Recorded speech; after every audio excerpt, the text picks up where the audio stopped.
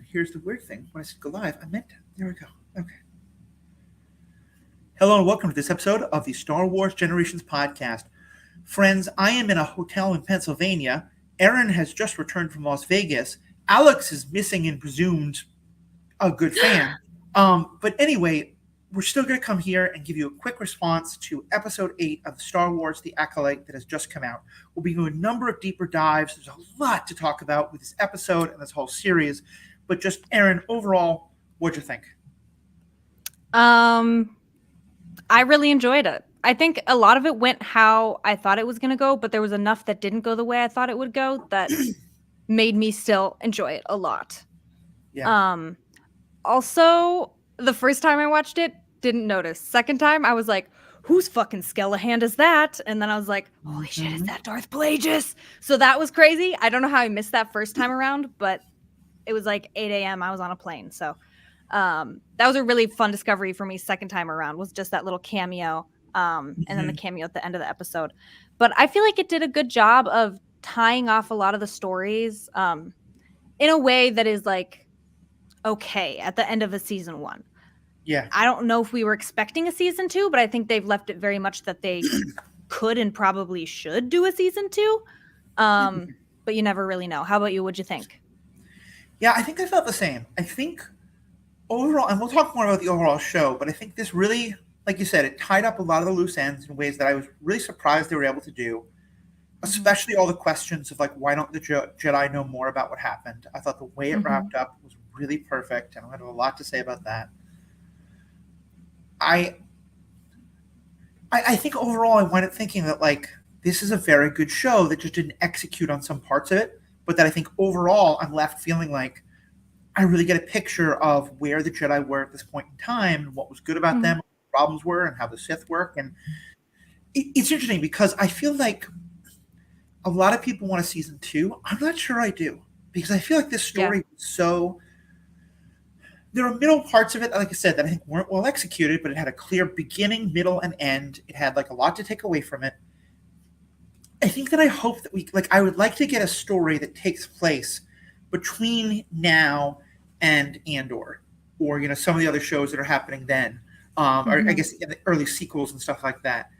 And I'm sorry, I'd like to have a show that happens, between this time and Phantom Menace, or a book or something like that. And I'd like it if some of these characters show up. It would be fun to see more of what the Sith are up to during this time. Although I kind of don't want that. I kind of want it to mostly remain mystery. Yeah. I'd love to know more about like what happens with Yoda and the conversation that him and Vanessa are going to have. And like references to this happening. But I don't think I want a sequel. I think I want something new. I mean, I agree with you that the hand that we saw could very well be Darth Plagueis. It could be the person who comes before them, who might be called Darth Tenebrous, but that's only from an extended universe novel that we've talked about. Great, but we don't know if that's canon. Honestly, I kind of like the idea that we don't know what Darth name May is going to take. Maybe she grows up to be Darth Plagueis. Like, we don't know. Osha? Osha, yeah, sorry. They did this twin switch. Yep, they did. So yeah, I just love that there's so many possibilities there, but I feel like I got a complete story that made sense and it tied everything up well. Can you give us just a quick episode summary for those who either haven't seen it or are listening a while later, or however you want to phrase it? Yes, I'm just going to peek over my notes so I have like bullet points. So it starts off, the last episode ended with Osha putting on Chimera's kind of sensory deprivation helmet. This episode starts with she has it on, and then she's like screaming, and then the stranger or Chimera is like, oh shit, and he's trying to help her get it off, and he kind of does the black eyes like the witches did. Anyways, she says she has a vision that May killed Sol with no weapon. He's like, that's crazy. And so then they decide to the two of them go and try to meet up with May and Sol. And Osha's like, well, I know where they are because I had the vision. So they go, and then May and Sol are on the ship. May escapes Sol, hops in a escape pod, says, see you in hell, Jedi, and jets out of there on a ship. And then Sol hunts her ass down, and then Basil foils him. And then they all end up on Brendok together. And Soul is looking for May. Then he finds the stranger.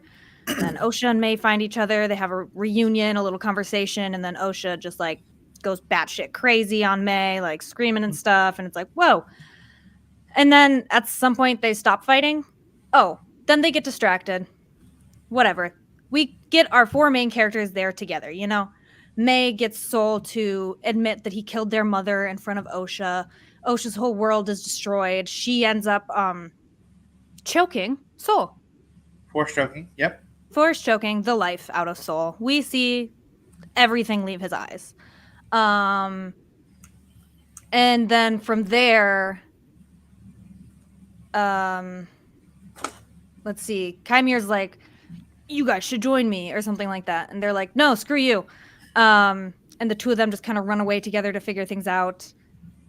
Chaos ensues. Vernestra shows up with a bunch of random red shirt Jedis who actually turn out to not be red shirts because they don't get killed, but I thought they were gonna. And then, yeah, the episode kind of wraps up with the Jedi find Soul's dead body.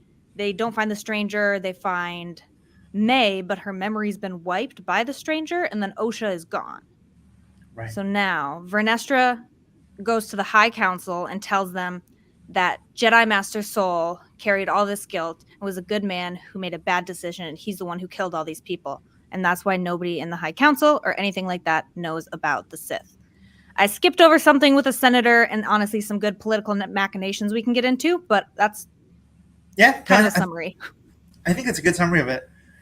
And let's again kind of go character by character. So let's first talk about Soul. And start actually with an interesting moment that I think wasn't fully explained, and I wonder if maybe it was and I missed it.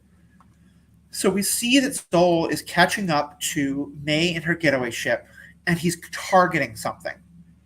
Mm-hmm. And it looks a lot like the targeting computer that like Luke has when he's trying to shoot the Death Star in the first movie, that kind of like the circle and things getting closer, and also the targeting computer that Vader has. But he seems to need to be very, very close to target her. Hey, hold on a second. Where'd it go?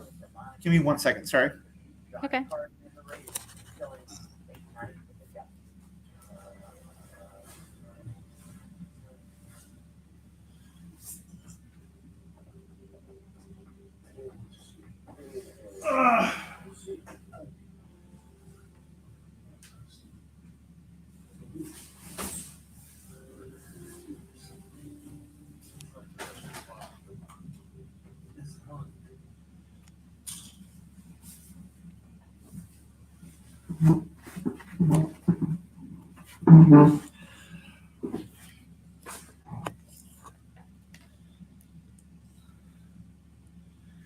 Okay, apologies for that. The TV randomly turned on.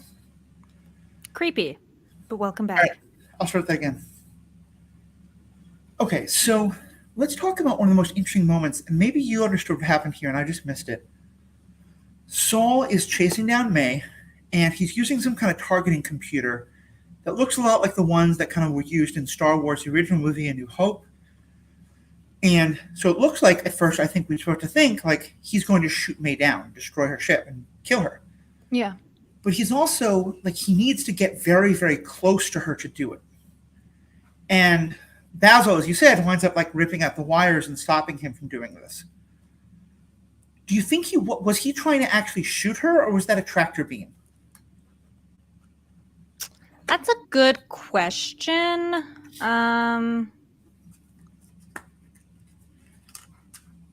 It's hard to say. Because, like, when I saw it initially, like, yeah, I think he's just trying to shoot her. Like, he's pissed that she got away. He's like, fuck, I can't let this get out. You know, like, kind of same mindset he's been on this entire time. Yep. Of, like, well, now she's become a loose end. Like, to me, it made sense that as his unraveling continues, as the story and the truth comes out to the light, it made sense to me that he could get so, like, aggressive. But you're right. He was, like, right on her. Like, there was no need for a targeting computer. You could have, like, just done a general array. You would hit her. So that is very interesting. I didn't think about that. But the idea of, like, a tractor beam or, like, a pulley cable is probably more accurate, or would make more sense at that, like, distance. Yeah, I would say I think this is kind of my overall problem with the show. Like, I think it's very good. It's probably in my top 5 of the Disney era TV shows. But I do think that in a show that had so much mystery, I feel like it needed to be a little more careful about some of the mysteries that maybe it wasn't trying to set up.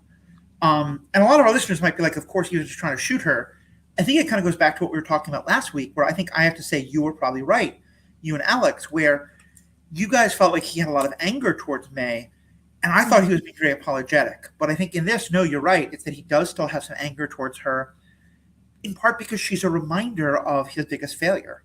And his journey was very much not what I expected in this, but it was, I think, really powerful in terms of how it was. We really saw him fall, quite specifically. And OSHA kills him pretty much in cold blood. Like we have an awesome, incredible fight scene between him and Chimere that was just so well done. In which, again, he's kind of very much going like, Luke at the end of Return of the Jedi. Like, he's very much like tapping into emotion and anger. And Chimere is kind of like about to let him kill him, but he seems, very confident that OSHA's going to save him, which she does. May saved him. May saves him. Thank you. There you go. And then, just there we have it, that OSHA comes out and kills him. And it's force choking, which has till now been very dark side coded, although Luke did use it against the Gamorrean guards. So maybe it's not entirely force dark side, and certainly she's giving into her anger, she's giving into her emotions, and she kills him. And I can't, that's, I think, where the brilliance of the show really came out, is I wasn't angry at her. I think it's tragic that she fell like that, but I kind of was rooting for her in a weird way. What was your, not rooting because I knew where she was going, but it was kind of like the, I support women's rights, but I support women's wrongs. She becomes very much the villain you want to root for in that moment. No, I see what you're saying. Yeah. Yeah. It's like you've been along this emotional journey with this character so much that their justified anger feels so justified to you as well, that it's like, I'm not even that mad at you. But it's like, So I get that, because it's like, we've seen this whole show just weave this web of lies around her character, and for it to all come crashing down. Everyone knew a part of the truth except for her. I feel like she was the most in the dark of everyone. At least those who were on Brendock. Right. And I mean, the fall makes a ton of sense, especially it sucks. At the start of the episode, she's like, Chimere says, "Oh, you sure you don't want to study? It's your last chance." She said, "No, I'm not my sister." And it's like, and he said that even after she kills Soul. They were like, "Oh, well, we'll just turn him in, we'll just wait for the Jedi to get here," or whatever. And Chimere calls her out. He's like, "You still believe in your precious Jedi after all of this? After what just happened, what's wrong with you?" And he's right, is the problem. When it comes to her experience with the Jedi, he's completely right. And I don't know. It's one of those things where it's like, I do like Saul a lot, but it's like, I think we all knew his character had to die by the end of this. Or at least it just felt that way as the show went on and we got to know the character more, and just how lost and disturbed he is, that it's like, it wouldn't make sense for them to be and he's just back on Coruscant and that's the story, that doesn't track with the characters. Sorry, go ahead. No, yeah. If he had really come to that place of acceptance and sorrow and seeking redemption, then I think that could have been. But once I saw that, what I think you guys saw last episode, and I just didn't want to accept yet, that he really wasn't there, that he was still on we've got to cover this all up. And the kind of I will hurt people in order to save the person I wanted to do. I think it was what needed to be done, and it does lead to one of the absolute most beautiful visual moments we've seen in Star Wars. And I think I understood what was happening, but I know you have done a lot of deep dives into lightsaber lore and stuff like that. So can you please tell us why it is that we get a close up of the kyber crystal inside the lightsaber and see it change color? Yeah, so basically, like, in that moment, Osha is holding Soul's broken saber Mm-hmm. as she's choking the life out of her once master and as of, 6 hours before this, like, role model, absolute just icon within her world. As she's choking the life out of him and she's holding his lightsaber, because she is so force sensitive, she does have a connection to a kyber crystal. It's just the way that it works, Yep. and that much like anger and that much hatred, what it does basically is the idea is that the dark side corrupts a kyber crystal. They Right. never You can't go out and find a red kyber crystal. They don't come that way. They come in all these other colors, blue, yellow, green, purple, cyan, whatever you want to call it. But they don't come naturally red. You need to corrupt and basically like destroy the integrity of the crystal a little bit. And that's Mhm. actually why in the sequels we see Kylo Ren has a cracked blade, because he had so much unbridled hate and rage that he not only corrupted the crystal but cracked it. Right. So this was just like a really, I mean, for like nerds like us, this is like a super exciting, cool thing to see, like actual visual representation of what it is to see a Jedi corrupt a kyber crystal, Right. basically, or a And, dark side user to corrupt yeah. a kyber crystal. And we get to see not only like Kyber Crystal itself turn red, but then I think much more visually, when she turns on the lightsaber, it starts Mm-hmm. blue, but then turns red. In just this Yeah. really incredible way. So, yeah, what do you think of her journey? Osha's? Mm-hmm. Osha was all over the place this episode, I feel like. Mm-hmm. I mean, because I'm just trying to think why she was so pissed at May when she first got there. Because, like, she sees May. I wrote down kind of a bit of their conversation. Mm-hmm. Oh, I'll do some quotes if you don't mind. No, please do. So basically, it's between May and Osha says about herself and Saul, he tried to teach me to accept that someone I love could be capable of this level of destruction, and I failed. I could never learn to calm my negative emotions, my hatred of you, my grief over our mother, so I never became a Jedi. And I guess in the end, that's. Oh, sorry. And I guess in the end, you got what you wanted. It's when May says, Soul killed our mother. I saw it with my own eyes. He's lied to you. Every day since you left our home. How could he teach you to control your negative emotions? He's the reason you have them. Yeah. You didn't fail. He did. Yeah. And then Osha just like fucking banshee screams at her, and they just have some of the most intense like fist to fist, and it's a really cool combat scene also because it's clearly done to look like they are fighting 100% themselves. It's just the Right. perfectly matched fighting style. That's kind of Yeah. like Captain America Winter Soldier type of a thing. Isn't that Mm-hmm. a similar idea of like a Yeah, soldier that although there, of course, they have two different actors. We're here, it's the same, and I'm sure there's stunt doubles and stuff true. like that. But I thought, again, in a kind of like a wonderful way where character design can really help what you're doing. The Mm-hmm. fact that her hair was in such a manner that it covers her face unless you're really looking at her directly on. Like I kept noticing, I was like, oh, well, probably like I wonder if they have to like CGI her face onto the stunt double in the shot, but they didn't because unless they're shooting her from direct on, you can't see her face because the way You her can't hair tell. falls. And I was just like, oh, like not only does her hair look amazing, but that's so like clearly they did that intentionally, and that was so brilliant. Yeah. I think I found her story very understandable, and I think a lot of that comes from the work that I've done in counseling, because one of the things I learned both in my studies, but also in like the work I've done in counseling, but also any person who's had to tell a good friend like hard news, like your partner's cheating on you or something like that, like when they are almost convinced, but they're trying so hard to not believe it and to convince themselves that you're wrong, they'll Mm-hmm. lash out at you a lot. That's often when they're the angriest. Like, and it's not because they're like you'd think they'd be the angriest when they most don't believe it. No, it's when they are closest to believing it, and they're fighting that. And I think that's where Osha was. That she's starting to really have doubts, and she really doesn't want to. And so putting that all on May and be like, no, May, you started the fire. You did all of this. You wanted me to not be a Jedi. like is kind of where her head would go at that point. Yeah. Yeah, no, it does. It makes a lot of sense where she ended up, and I think it's a really nice place. Well, not nice necessarily, but like a good place for her character to end up at the end of this season, possibly at the end of this show. We don't know yet. And honestly, I'd be happy either way. Um, Yeah.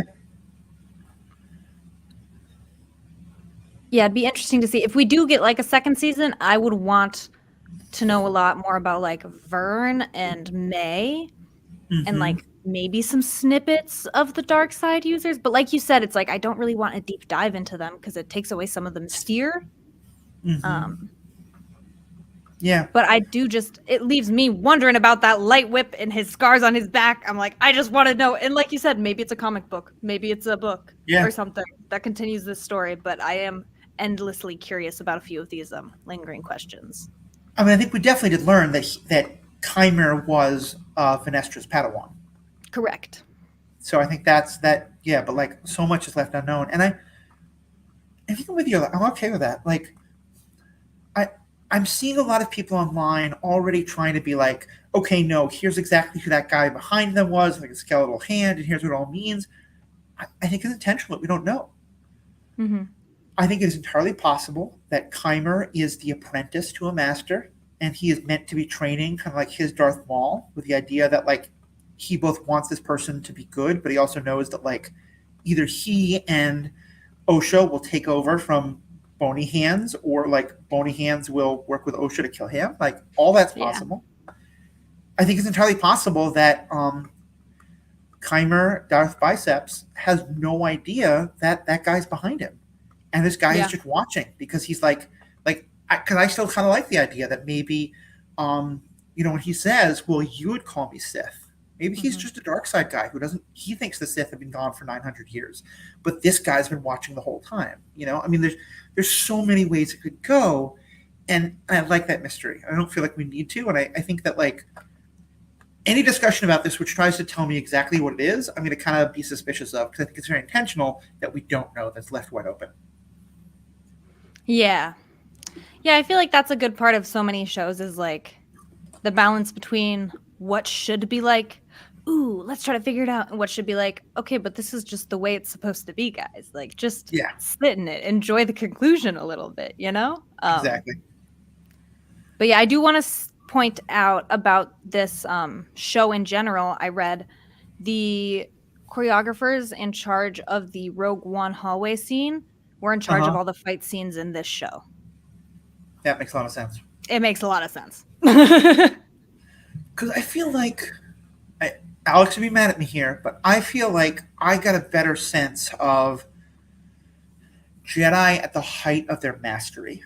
Because, for the most part, in the prequel movies of Clone Wars, either they're fighting drones and like the robots who are so like the droids who are ridiculously easy, or they're fighting like top level like Plagueis and not Plagueis, Palpatine and uh, help me out here, Dooku? Count Dooku, yes, Darth Tyrannus. And here, like, it was like lots of Jedi doing lots of awesome stuff, and just the fight scene, that last fight scene, Saul seems to be kicking Chimer's ass. And I think it could be that Chimer is kind of letting it happen, but I think it also could be like Chimer's good, but he's not like the greatest of all time. He was very well Yeah. trained, and he was like, when all those other Jedi didn't understand how the cortosis worked, he could get away with all the things he did, killing them all, but he can't pull the same trick twice. So, yeah, I thought there was so much interesting things happening there. Yeah, I agree. That is something I wrote down was that Soul kind of like at the end of the day kicked his ass. Like didn't, but like kind of did just because like how much effort the stranger was putting in and how much like brute force it was and how many times there was just the slightest move of the force and we saw Soul kind of float away or do Yeah. something like super conveniently. Like I think it's very clear that the stranger may even have better lightsaber combat skills. I don't know. I don't think so, but I'm not an expert. Yeah. But I think it's very clear that Soul has a much stronger maybe pull on the force or like call to the force, Yeah. or maybe it's that he has a calmer mind while fighting. Because, we have seen the Stranger use very large bursts of the Force as well. But it was just cool to see kind of like even though Soul is not a good example of a Jedi, it was a little bit more of the serene versus just like the constant battery of the Stranger's attacking style. Yeah, I think so.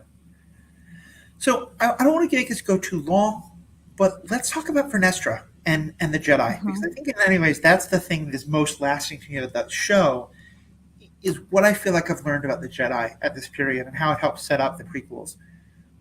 What did you think of Vernestra's action? Oh, and actually, this is a good time to talk about the senator. Mm-hmm. So a senator comes in. Did you write down the senator's name? Rayan Court. Rayan Court, thank you.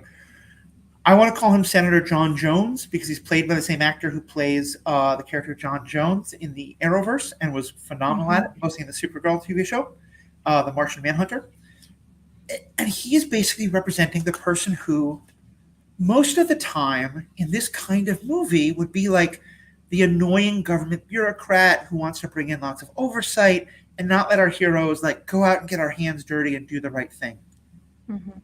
Except that now we've realized that like what that's basically all encouraging is like, police abuse or soldier abuse. And like actually government oversight's a good thing because he's specifically pushing for government oversight of the Jedi, or at least like an audit or review of them. Mm-hmm. And he really wants to he kind of has an understanding of what happened and that like a Jedi may have gone rogue and that there may have been something may have killed a number of Jedi and that might be like some problem. And he wants to review, and he kind of gets to the point of saying, like, I think the Jedi are too powerful. I think that too many people just don't say no to the Jedi, and that's bad. And the whole time, like he was speaking, all I could hear was like all the civilian review boards, that have pushed for more oversight over the police and over the military and stuff like that. And Vernestra is very much we must protect the institution. And I think that's what really drives her lying about it, is she thinks like, this is a much larger point that we're going to do a couple of full episodes on, but I'm a real believer in the idea that institutions themselves are not like fundamentally good or fundamentally bad, but become corrupted when like they start out thinking we have to do good things, but then they become so convinced that they have to do good things and only they can do the good things that any threat to them is taken as a threat to the mission and therefore not okay. And this is the police review boards, like I said, it's Soul, I think, can be seen very much as like, the white savior he's not white, but like the white savior complex of like, we have to go rescue those poor children from those weird and strange cultures that we don't understand. And like, yeah, do I think those people are just being like, mwahaha, let's steal children so we can raise them in like white human families or whatever? No. I think that they think they're doing the good thing because they're so blinded by their own racism and their own like desire to help without understanding who the people are trying to help and all the classism and stuff like that. And to me, that's very much what I got out of Vernestra here, is that she's not evil. She hasn't fallen to the dark side necessarily, although there's some of that corruption energy happening. She honestly believes that the galaxy needs the Jedi, and so she has to protect the Jedi from these people who just wouldn't understand. Yeah. She almost just feels like a cornered guard dog. Yeah, I think it's a great analogy.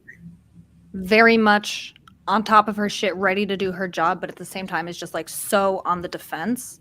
And so, yeah, like you said, convinced of the Jedi's kind of goodwill. I did write down some quotes from that conversation she had with the senator. Yeah, please. I'll just throw a few of them. He said, "You don't like me. You think my campaign for an external review of the Jedi is a personal vendetta." Vern said, "If you want my honest opinion, then yes." He said, "Good. Here's mine. I think the Jedi are a massive system of unchecked power posing as a religion, a delusional cult that claims to control the uncontrollable." Vern says, "We don't control the Force." The senator said, "Not the Force, your emotions. You project an image of goodness and restraint, but it's only a matter of time until one of you snaps. And when, not if that happens, who will be strong enough to stop him?" Turns out his son. But yeah, like, the person who snaps, it's the son of the person. You all know what I mean. But like, yeah, he said that, and I was like, oh my God, that's like all the things that the critics of the Jedi have been saying for so long, without going to like, oh, the Sith are just as good or just as bad or that nonsense. I think the Jedi are still like better than the Sith, but like all the critiques that we have about them, I think that's exactly it. That whole line of like posing as a religion and like pretending you can control your emotions, that hits Yep. so hard. Yep. A delusional cult pretending Mm-hmm. they can control the uncontrollable. Ugh. And the fact that she assumes he's talking about the Force, it just shows how like off base the Jedi are, or like how Yeah. they don't even understand how they're being perceived anymore. Yeah. Yeah, so that was a really interesting character. I had forgotten he was from like Supergirl and the Arrowverse, but I recognized him and I was like, I like this guy. I don't know why. Yeah. So it was really good to see him back. Mm-hmm. He's a great actor. And I'll say, and like, I'm not trying to project these exact terms. I'm saying that like my mental health journey has taught me a framework that I think can be applied in a broader sense. But like when it comes to people who have the kind of symptoms that I have that are kind of like related to PTSD or borderline or CPSD or things like that, like one of the things that I've learned is that one of the things that our brains are really good at is protecting us.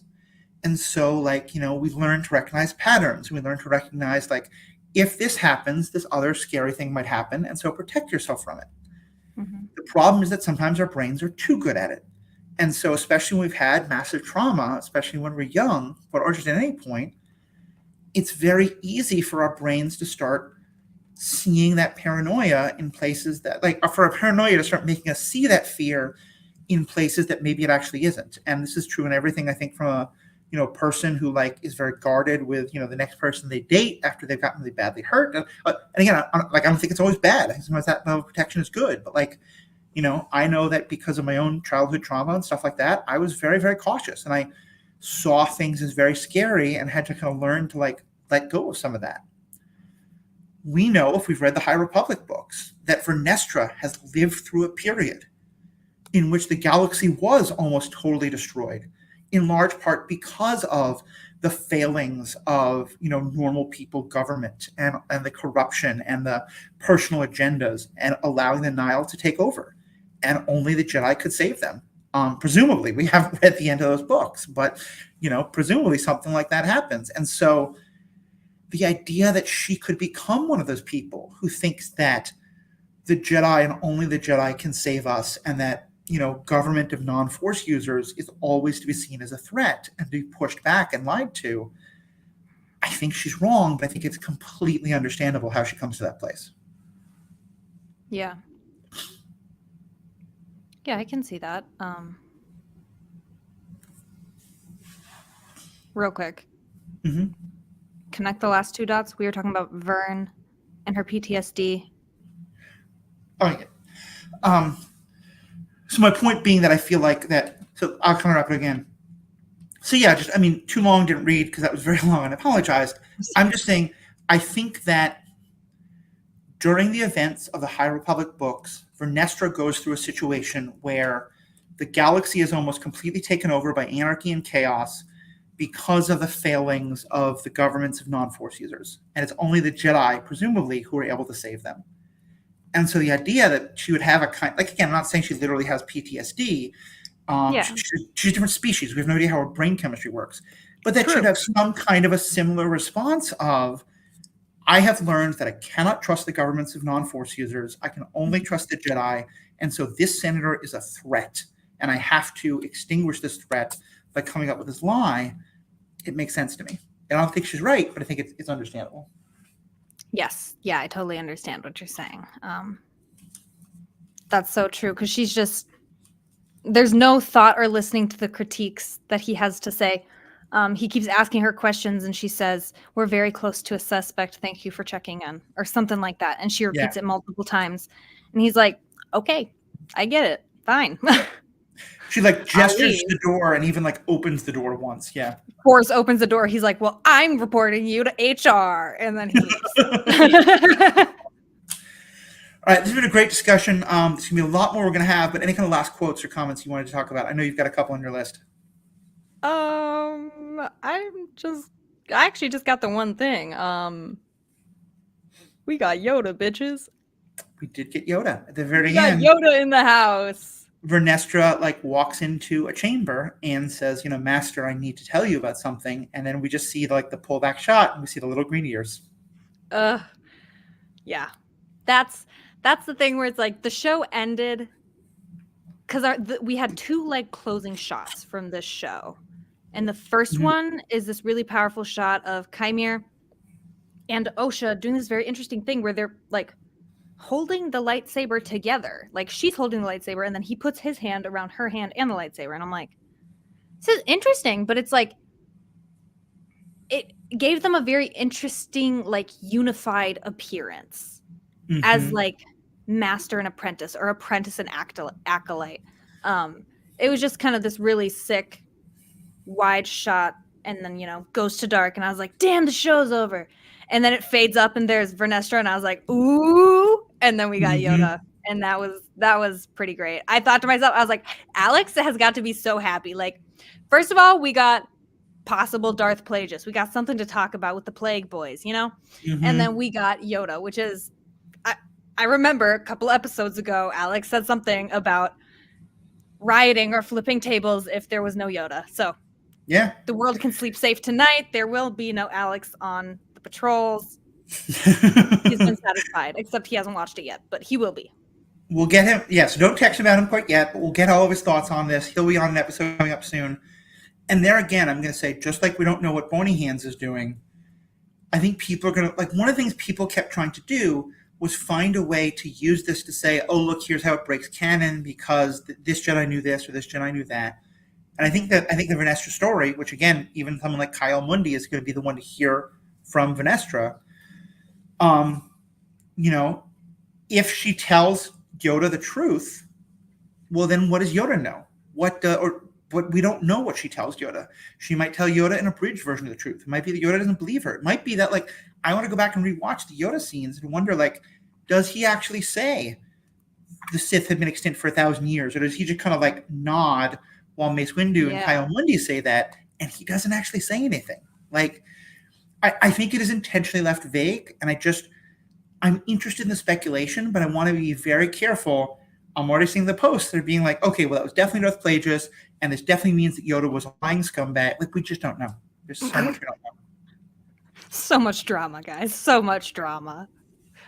They're cameos. Just smile and have a good time. Exactly. Well, I was hoping to do a bonus section, but the internet's dying a little bit here, so I'm gonna actually say if you and Alex want to record a little bonus section and we'll throw it on at some point tomorrow, go for it. But if not, definitely thank you all so much for listening. To our members, please, we did post a full episode book review just last week. Definitely check that out. Everyone else, please think about becoming a member. $5 a month, $55 a year. You get all sorts of great things, and you get to help us keep the lights on. Erin, thank you so much for doing this. To all of our listeners, thank you all so much. We have spoken. See you in hell, Jedi. Stay classy. Hell. Oh.